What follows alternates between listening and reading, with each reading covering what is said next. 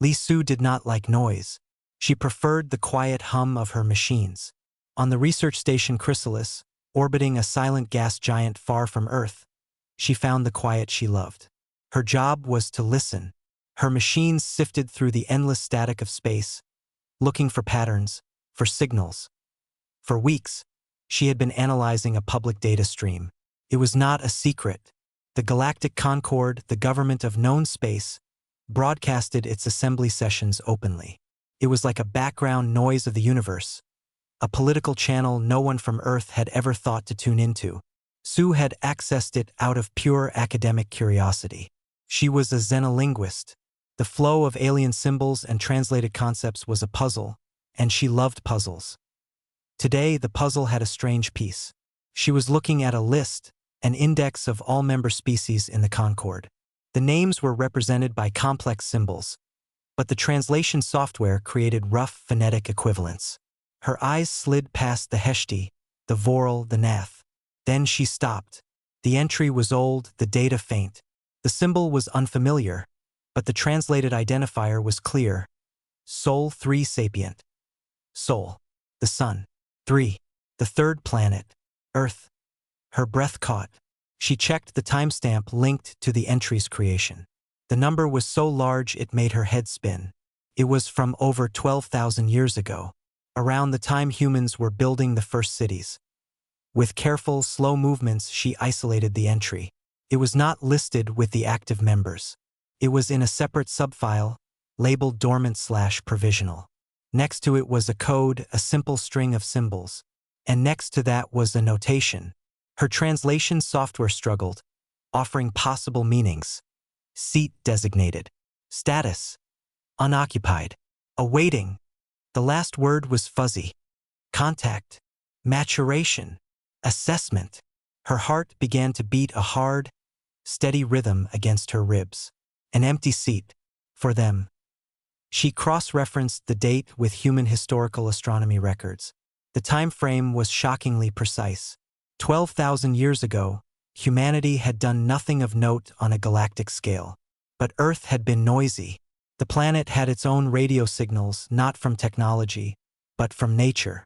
The most powerful natural radio source on the planet was the colossal, swirling Van Allen radiation belts. A theory, cold and clear, formed in her mind. The Concorde or its precursors had some kind of sensor array. They had detected the strong, complex radio emissions from Earth's magnetosphere. Their rules said a source of such energetic complexity warranted observation, a file, a placeholder. A seat at a table they never intended to set for us. They had made a file for Earth.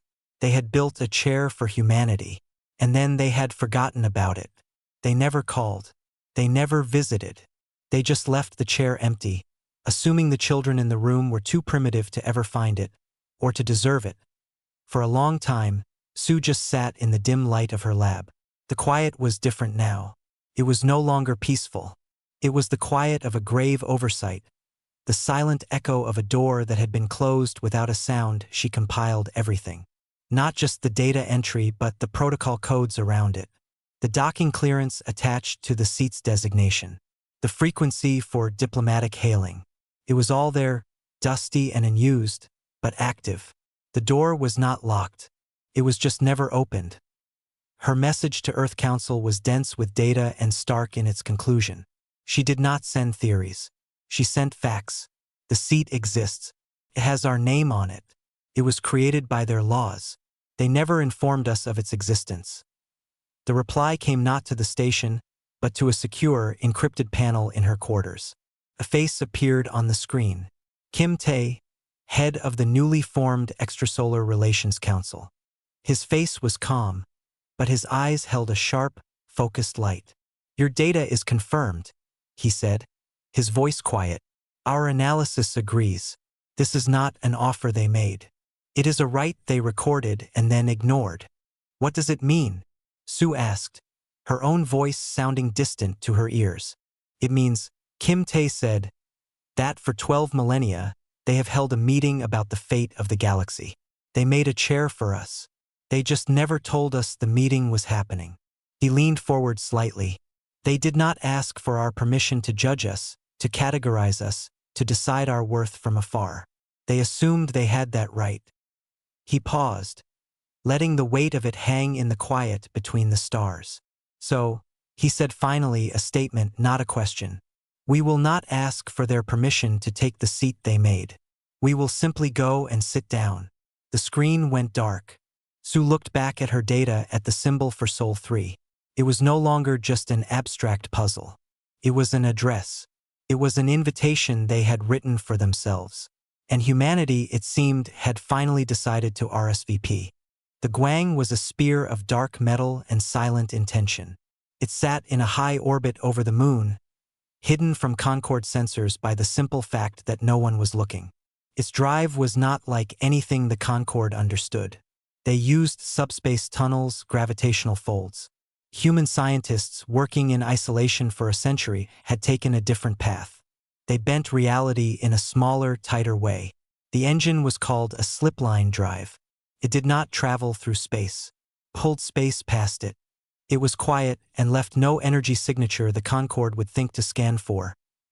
Park Jun ran his hand over the smooth console of the pilot's cradle. He had flown combat missions in the Unification Wars. He had known noise and fire and fear. This was different. This was a deep, cold calm. His co-pilot and systems engineer, Kong Mina, was a quiet woman whose hands moved over diagnostic screens with a surgeon's precision. She spoke little, but when she did, every word mattered. The slipline is stable, she said, her voice soft in the quiet bridge. The Concorde won't see us unless we fly directly into their visual field. We are a ghost.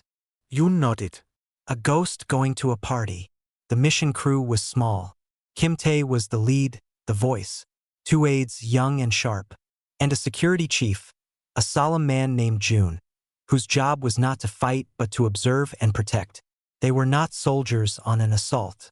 They were delegates walking into a building that had, technically, their name on the door. Kim Tae entered the bridge. He wore a simple, dark uniform with no rank, only a small pin of the earth. He looked at Jun and Mina. The council has given the final order. We go, not to ask, to arrive.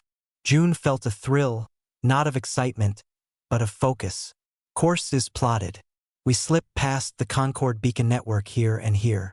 He pointed to the star map. We emerge in the Omicron system. The next assembly is in 17 days. We will be there in 10. We wait. We watch. Kim Tae nodded. And then we dock.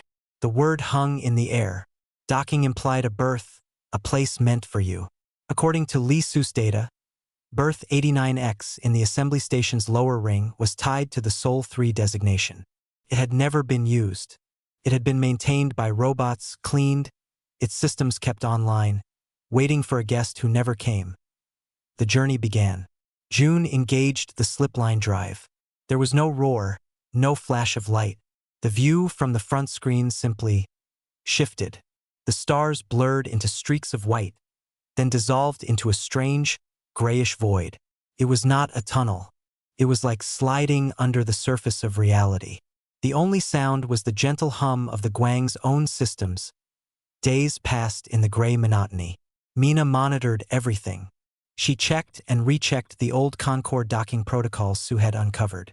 They were simple, almost childish in their lack of security. Why would you secure a door no one knew about? They think in terms of permission, Mina said to Jun one shift, her eyes on her screens. You request access. You identify. You are granted entry. Our approach is different. We are not requesting. We are using a key they left under the mat. Yoon smiled slightly.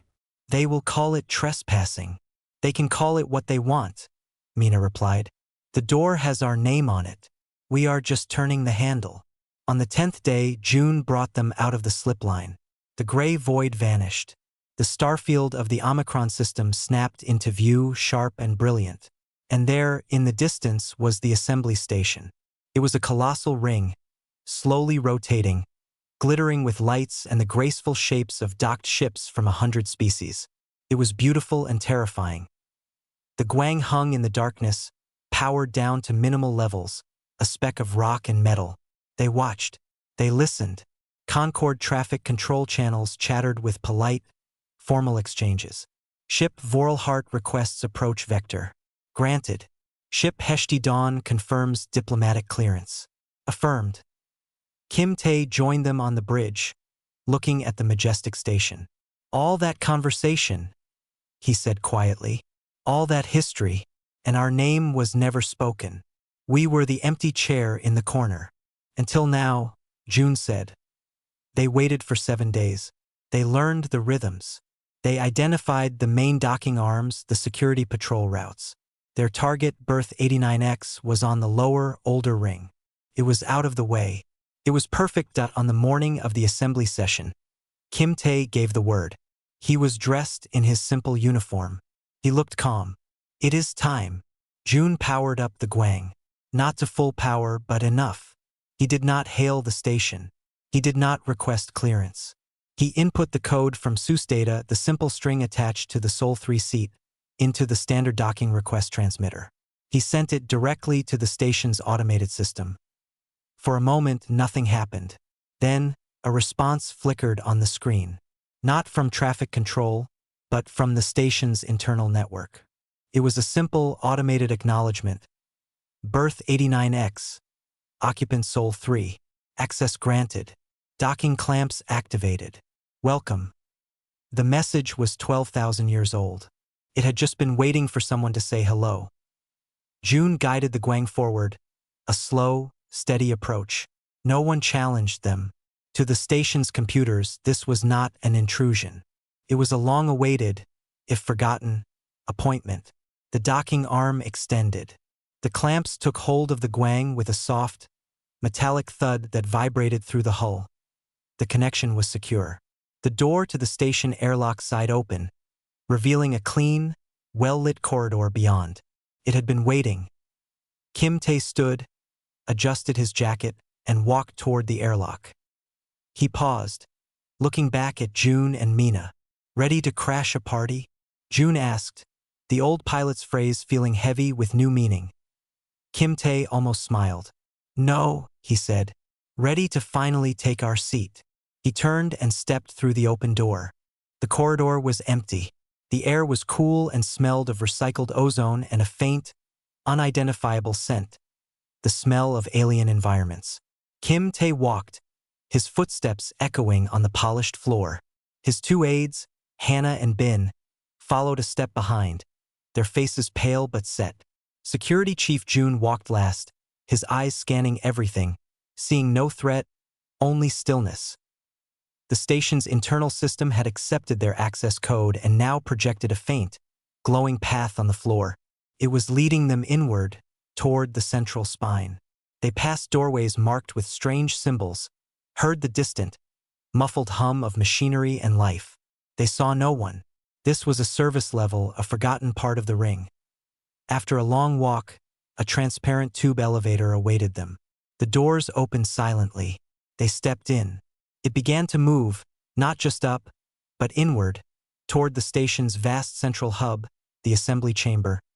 Through the tube walls, the scale of the station became clear. They saw other ships, magnificent and strange, docked along bustling arms.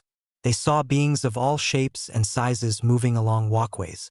None looked their way. The Gwang was docked in the old, quiet quarter, out of sight and mind. The elevator stopped. The doors opened onto a wide, circular antechamber. Here there were beings. A tall, slender creature with gray skin and large, dark eyes stood beside a podium. It wore a simple harness. This was a functionary, a greeter. It looked at Kim Tae, then at a data slate in its long-fingered hand. Its eyes widened. It tapped the slate. Confused. It spoke, a series of musical tones. A small device on Kim Tae's wrist translated with a flat, calm voice. Identification mismatch. You are not in the scheduled registry. Please state your species and business. Kim Tae looked at the being. He did not smile. He spoke clearly. Species, Homo sapiens. Planet, Sol 3. Earth. Business. Representation. The functionary tapped its slate furiously. The word Sol 3 appeared. His confusion seemed to deepen. It looked from the slate to Tay and back again. The status by the name flickered, dormant/provisional. Then, as it processed the live biometrics from Tay, the status updated. Active. Present. The functionary was not trained for this. Its job was to guide expected delegates. This was not expected. It was impossible. Protocol faltered. After a long moment of silent panic, it simply pointed a long finger toward a towering set of doors at the far end of the antechamber. The doors were etched with a grand pattern of connected stars. Tay nodded. "Thank you." He walked toward the doors. The other beings in the antechamber, a mix of species in elegant attire, now noticed them. Conversations died. Eyes and eye-like sensory organs followed the small group of humans. A low murmur began, a sound of pure astonishment. The great doors sensed an approaching delegate with active credentials. With a deep, resonant hum, they began to part. Light and sound washed over Kim Tae. The assembly chamber was an immense hemisphere. Seats rose in tiered circles around a central floor. In those seats were hundreds of beings, the gathered intelligence of the galaxy. The air shimmered with holographic data, and a low, polite drone of discussion filled the space. On the central floor, an elderly being with bark-like skin and wise, gentle eyes was speaking. This was Elder Tryn of the Heshti, presiding over a debate about resource quotas for a minor stellar cluster. His voice was calm, measured. The opening doors were not quiet. The hum was a standard part of proceedings, indicating a late arrival. It was rude, but not unheard of. Dozens of delegates turned, annoyed by the interruption. They saw a species they did not recognize. A bipedal form, clad in simple dark cloth, walking with a steady, deliberate pace onto the sacred floor of the assembly. The murmur in the antechamber became a wave of shock that rolled through the great chamber. All conversation stopped. Elder Tryn halted mid-sentence. His large, liquid eyes focused on the intruders. He was not angry, yet he was deeply confused. Security protocols had not activated. That meant the beings were cleared to be here. But how? Kim Tae ignored the thousands of eyes upon him. He looked around the chamber, his face a mask of calm. His eyes found what he was searching for. Along the outer ring of the floor, among the seats of the oldest species, was a single empty chair. It was slightly dusty. Its design was simpler than the others, and on a small, clear panel on its back, symbols glowed. Among them, clear even from a distance, were the characters for Soul 3. He walked toward it. The silence was now absolute, broken only by the soft sound of his shoes on the polished floor. He reached the chair. He looked at it for a moment, this piece of furniture that had waited for 12,000 years. He did not look at Elder Tryn. He did not look at the stunned assembly. He simply reached out, took the back of the chair, and pulled it out from its place. The soft scrape of metal on floor was the loudest sound in the universe. He turned, sat down, and settled into the seat. He placed his hands on the armrests.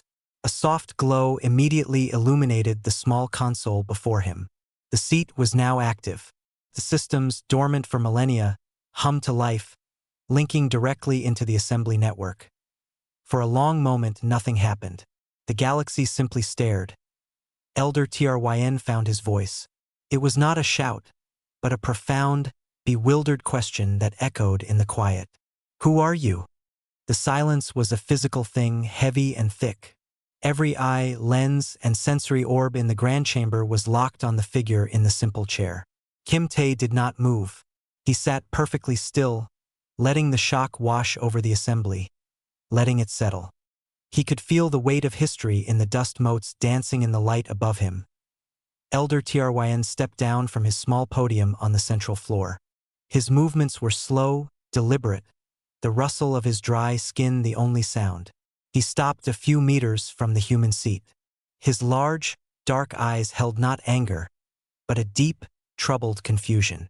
"You have entered a secured conclave," Tryn said, his translated voice calm but firm. "Identify yourself and your species. Explain this intrusion."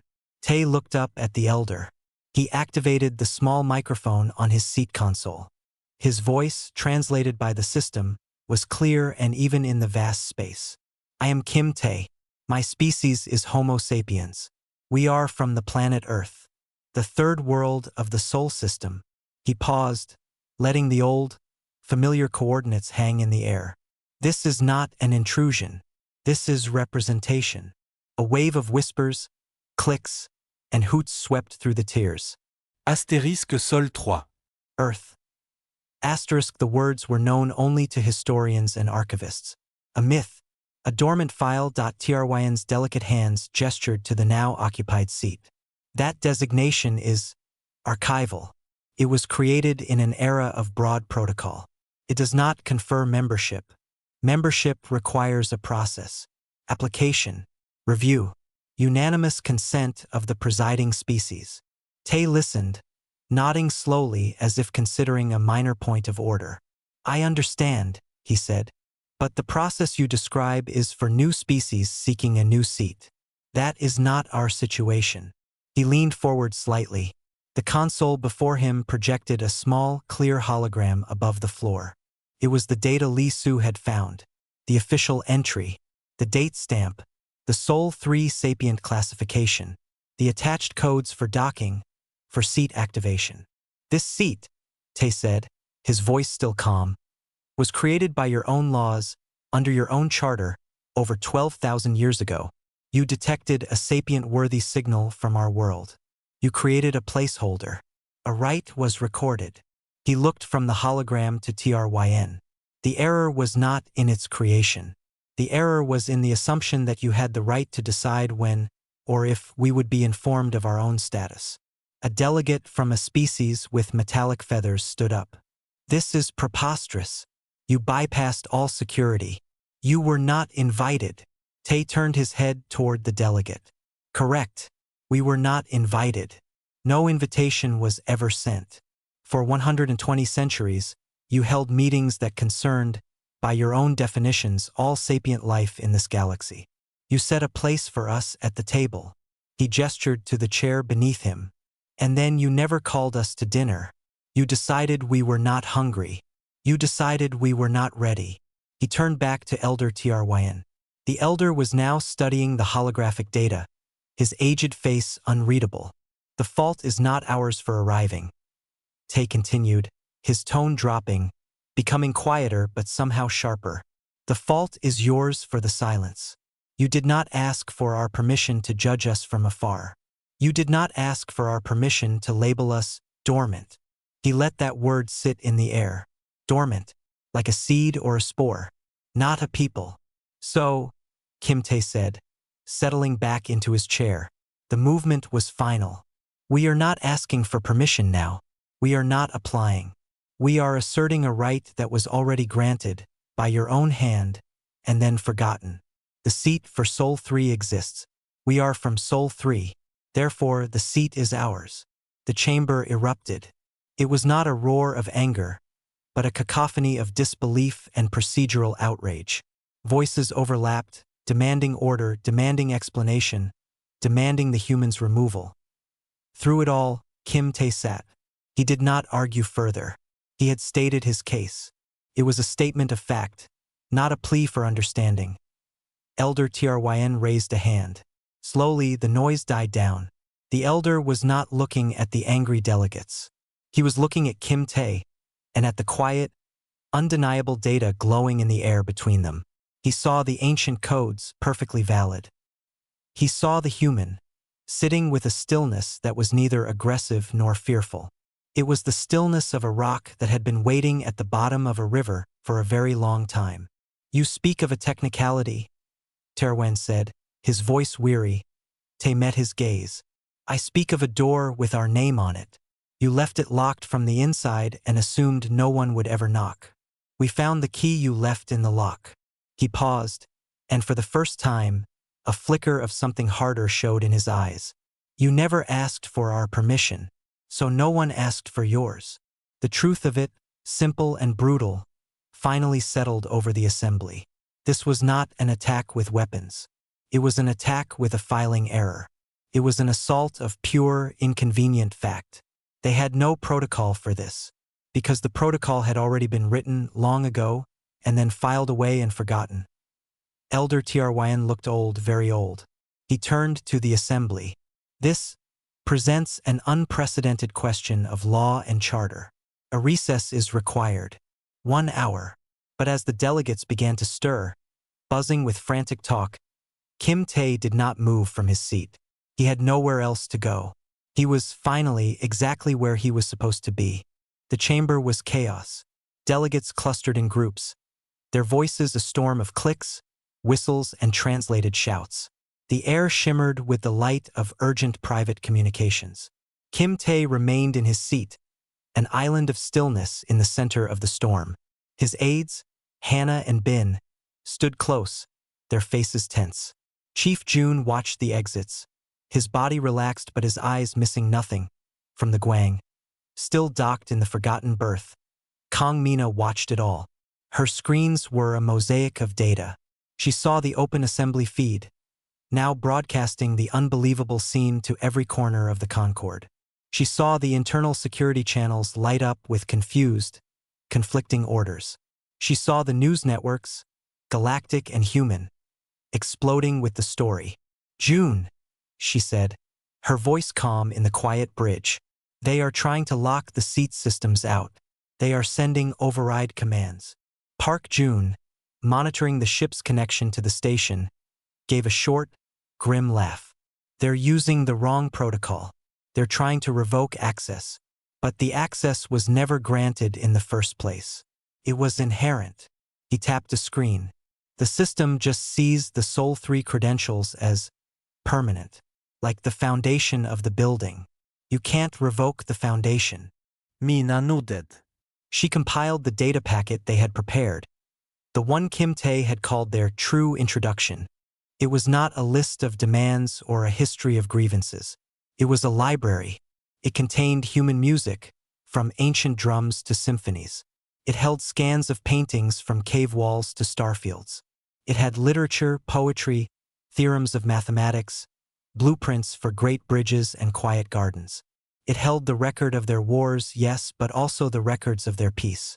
It was humanity, unedited and offered whole. "Send it," she said. June initiated the transfer. The data did not go to the assembly's main system. It went directly through the connection from the Sol 3 seat itself using its ancient, privileged access. It uploaded not as a submission, but as an update to a dormant file. The file labeled Sol 3 Sapient was suddenly no longer a footnote. It was vast, deep, and alive in the chamber. A soft chime sounded from every delegate's console. A notification glowed. "File update. Sol 3 Sapient. Cultural and Historical Repository. Now available." The arguing faltered. Beings looked at their screens. Curiosity, that universal trait, overcame outrage. Tentative commands were entered. The library opened. Elder Tryn, back at his podium, saw it. He opened a file at random. It was a video, a simple recording. It showed a human child, helped by an older human, planting a tree in dark soil. The sun was setting. The child patted the earth with small, dirty hands. There was no sound, but the meaning was clear. It was an act of hope for a future the planter would not see. Tryn closed the file. His confusion was now mixed with something else. A dawning, uncomfortable understanding. They were not just a procedural problem.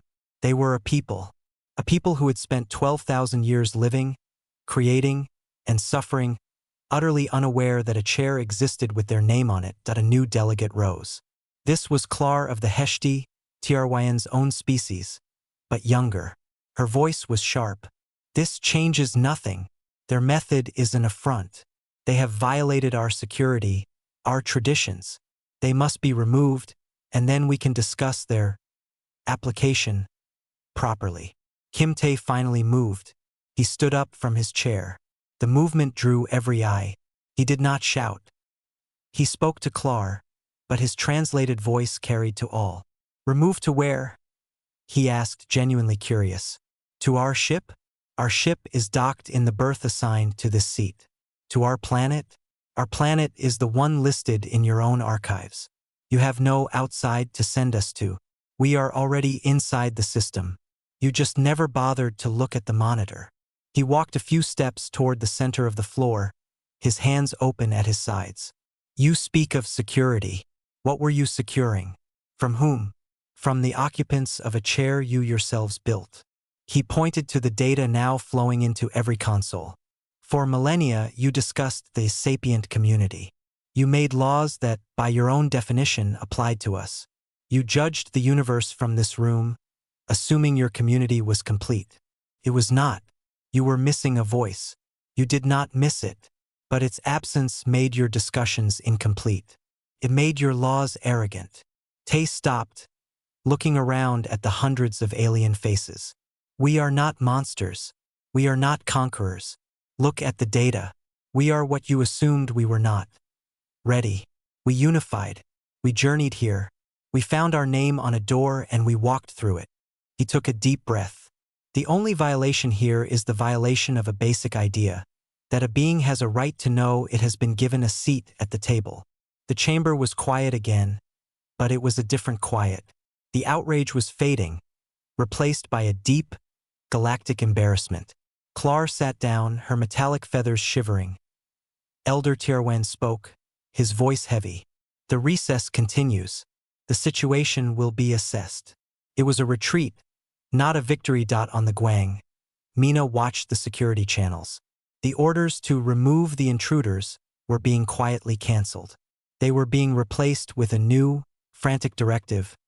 Research the Sol 3 charter classification. Full historical analysis. Immediate. June leaned back in his chair, letting out a long breath. They're not trying to throw us out anymore, he said. Mina allowed herself a small, tight smile, her eyes still on her screens. No, she said. Now they're trying to figure out what we are, and they're using our library to do it. They're finally reading the invitation they wrote. The great chamber emptied, leaving only the hum of dormant systems and the faint scent of many species. Kim Tae remained. He did not return to his ship. He stood by the Sol 3 seat, looking at the empty tiers. Felt different now. Less like a throne room, more like a library after hours. The weight of the silence was the weight of ages. A soft chime sounded from the private entrance behind the elder's podium. Elder Tryn emerged alone.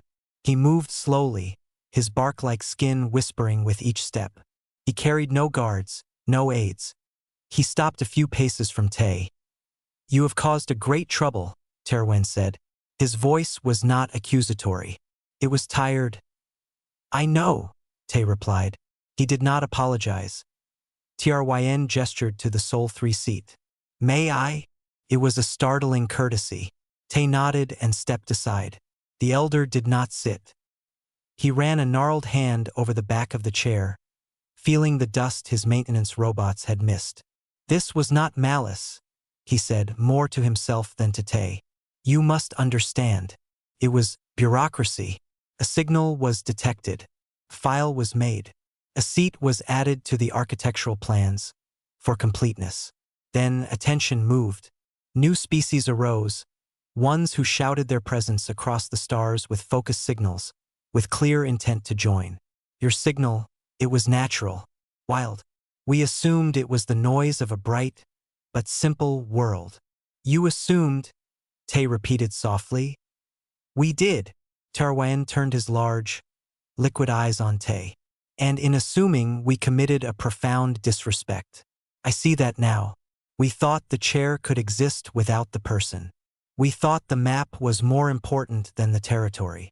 He moved to a nearby bench, gesturing for Tae to join him. They sat, two beings from different ends of time. Your words in the chamber, Terwen continued, they cut deeply, not because they were angry, but because they were true. We never asked for your permission. We categorized your world, your potential, and filed it away. We played at governing the whole of sapient life, while ignoring a whole sapient life. He sighed, a sound like wind through dry leaves.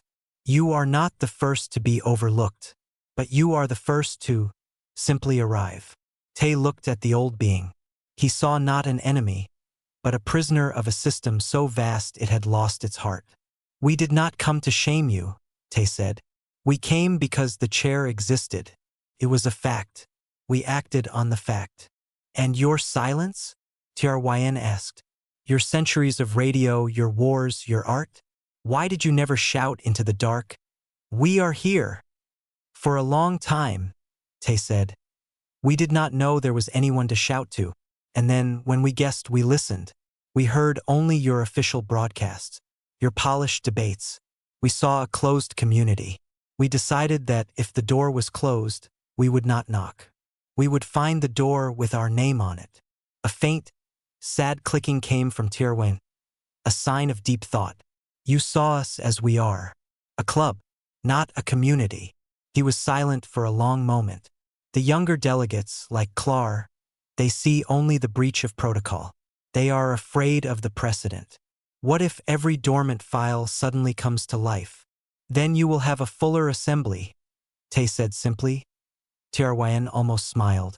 It was a small crack in his aged face. Simple. You make it sound so simple. It is, Tay said. The complexity was yours. You built it around an empty chair. The chair is no longer empty. The complexity must now adjust. The elder nodded slowly. He looked at the human data still accessible on his wrist device. He had watched more of it. A symphony, poem about loss, a mathematical formula of elegant beauty. You gave us your art first, not your weapons, not your demands. What we demand, Tay said, is already in your charter. A voice for a recorded sapient species.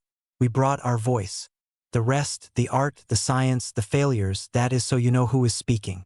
Tirwin stood up, his joints making soft popping sounds.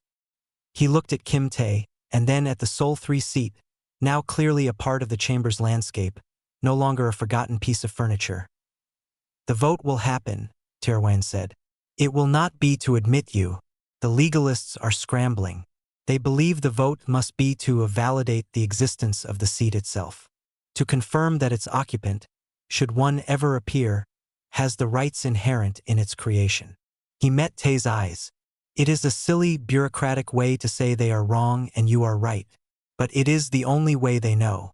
They cannot admit they forgot. So they will vote to remember. Tae understood. It was a face-saving measure for a galaxy. It was acceptable. Thank you, Elder, he said. Tirwin shook his head. Do not thank me. You did not need my permission. You have only shown me the empty space where our courtesy should have been. He began to walk away, then paused. Your seat was always vacant. We chose not to see the always. We chose only to see the vacant. That was our failure. He left then, moving back into the shadows of the podium. Alone again, Kim Tae placed his hand on the cool metal of his chair. He thought of Lee Soo listening in the quiet lab, of June and Mina holding their breath on the Guang, of all the humans who had lived and died never knowing this chair existed. The chair was no longer a mystery. It was a responsibility. It bore the weight of their history, and now it would bear the weight of their future. It was just a chair. But for the first time in 12,000 years, it was not empty. And that changed everything. The assembly chamber was full again, but the air was different. The shock had hardened into a tense, formal silence. Elder Tirwin stood at his podium, his aged face unreadable. The great circular screens around the room displayed the legal text of the vote. It was not titled Membership for Sol 3.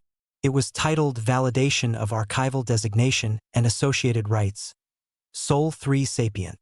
It was, as Tirwin had said, a bureaucratic solution. By voting yes, the Concord would not be admitting a new member. It would be acknowledging an old, overlooked truth. It was the closest they could come to an apology. Kim Tae sat in his seat. He did not look at the screens. He looked at his hands, resting on the console. A soft green light glowed by his name. The system recognized him. That was all that mattered. Elder Tirwin's voice filled the quiet. The question is before the assembly. Does the body validate the designation of Sol 3 Sapient as a full, sovereign entity under the terms of the original charter, with all attendant rights and responsibilities, effective upon the physical presence of a verified representative. No one spoke. The vote was conducted by silent input. Each delegate pressed a button on their console on the main screen. A tally began to form. 2 columns. Green for affirmation, red for denial. Tay watched. He felt calm. This was not the moment of truth.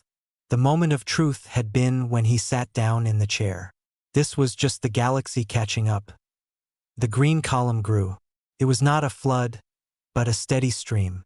Many of the older species, those who remembered the depth of time, voted quickly. Their symbols turned green. Some of the newer, more rigid species voted red, their symbols flashing a defiant crimson. On the Guang, Mina and June watched the feed. Mina's fist was clenched so tight her knuckles were white. June did not breathe. On Earth, Li Su sat in a crowded control center. The live feed from the assembly was on every screen. She watched the tally, her heart a dull drum in her chest. She saw the empty chair on the screen, now filled by the calm, still figure of Kim Tae. She had found the door. He had walked through. Now the door was being measured by the house it belonged to. The tally slowed. The numbers were close. Too close. Elder Tryn watched the final few votes trickle in. His face showed no opinion. He was a servant of the process. The last symbol flickered and changed. Turned green. The screen froze. The numbers were final. Elder Tryn looked up. He did not smile. He did not congratulate. He simply stated the result, his voice echoing in the absolute quiet. The affirmation carries. The designation is validated. The seat for Sol 3 is recognized as active and occupied. There was no applause. There was only a vast, collective exhale from hundreds of species. A chapter of galactic law, dusty and ignored, had just been turned. A mistake 12,000 years old had been corrected. Elder Tryn turned his gaze to Kim Tae. The delegate for Sol 3 is recognized. You have the floor. For a moment, Tae remained seated. Then he stood. He did not walk to the center podium. He spoke from his place, from his chair. His voice was clear and firm. Thank you, he began. Not for the vote, but for the recognition of a fact that has always been true. He looked around the chamber, meeting the gaze of those who would look at him. We did not come here for a victory. We came for a conversation. For 12,000 years, you have had a conversation about the universe. It was a good conversation, but it was missing a voice. Our voice. He paused, letting the translators work. We are not here to disrupt. We are here to add. We bring our perspective. We bring our history of struggle and of hope. We bring our questions. And we bring our willingness to listen. He placed his hands flat on his console. You did not ask for our permission to make a place for us. That is past. We are here now. Let us begin the work together. He sat down. The silence held for a moment longer. Then, from a senior delegate of the Voral, a species known for its deep patience, came a soft tapping sound, a sign of respectful attention. Another delegate, then another, joined in. It was not cheers. It was an acknowledgement, a welcome to the table. Elder Tryn gave a slow, single nod. The business of the assembly continues. The next item is the trade accord for the Lyra sector. The floor is open. The normal drone of discussion slowly began to fill the chamber again. It was the same sound as before, but it was different. A new frequency had been added to the hum of the galaxy on Earth. The control center erupted in a quiet, tearful celebration. Sue did not join the cheers. She simply watched the screen, where Kim Tae was now listening intently to the trade debate, occasionally making a note on his console. He was working. The job was done, and a new one had begun on the Guang. June let out a long, shaky breath and leaned back. We're in. Mina unclenched her fist. She looked at the feed, at the human delegate sitting among the stars. We were always in, she said softly. They just finally looked at the guest list. In the great chamber, Kim Tae listened to the debate. He felt the solidity of the chair beneath him. It was just a chair, but it was their chair. It was no longer a question, a hope, or a dream. It was a fact. The seat was filled.